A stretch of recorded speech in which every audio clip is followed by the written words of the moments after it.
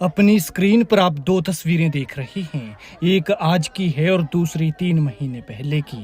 पहली तस्वीर 3 महीने पहले तब की है जब फौजी दूल्हा बना था और खुशी में अपनी दुल्हन के साथ डांस कर रहा था, और दूसरी आज की है जब वो दूल्हा शहीद होकर घर पहुंचता है और उसकी पत्नी जिस शादी के जोड़े में उसके घर आई थी उसी जोड़े में अपने शहीद पति को विदा कर रही है। किसने सोचा था कि ऐसा भी हो सकता है? किसने सोचा था कि 6 मार्च को जिस घर पर खुशियों की बरसात हो रही है, 4 जून को उसी घर पर आफत के बादल होंगे और उसी दूल्हे की अर्थी उठेगी जिसकी शादी हो रही है।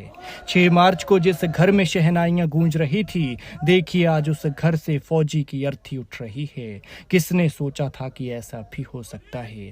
सच में कई बार भगवान भी कुछ नहीं देखते और बड़े बेरहम हो जाते हैं। इस नई नवेली दुल्हन ने अभी चूड़ा भी नहीं बदला था और मांग का सिंदूर मिट गया। हाथों से मेहंदी भी फीकी नहीं पड़ी थी और सुहाग उजड़ गया।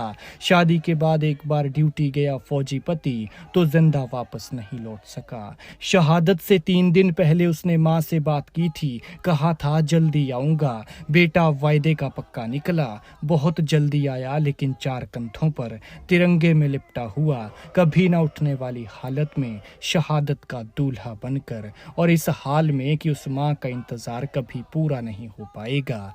एक बेटे को अपनी आंखों के सामने जिंदा साक्षात खड़ा देखने का। सिक्किम में शहीद हुए नाहन के 27 साल के जवान मनीष ठाकुर न सिर्फ सिरमौर को बल्कि पूरे हिमाचल को रुला गए। तीसरे दिन उनकी पार्थिव देह घर पहुंची और उनकी शहादत पर उन्हें विदा करने के लिए हजारों लोग पहुंचे।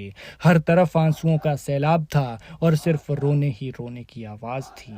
शहीद के घर में सिर्फ उनके पिता को ही बताया गया था, बाकी पत्नी और मां से यही कहा गया था कि उनका फौजी घायल हुआ है, लैंडस्लाइड की चपेट में आकर चोटिल हुआ है। लेकिन जब वो घर पहुंचा तो दोनों बिन पानी मछली की तरह तड़प उठी। शहीद की पत्नी दहाड़े मार मार कर रोती रही। 3 महीने पहले ब्याही दुल्हन ने अपने शहीद पति को कुछ इस तरह से आखिरी विदाई दी कि सबको रुला दिया।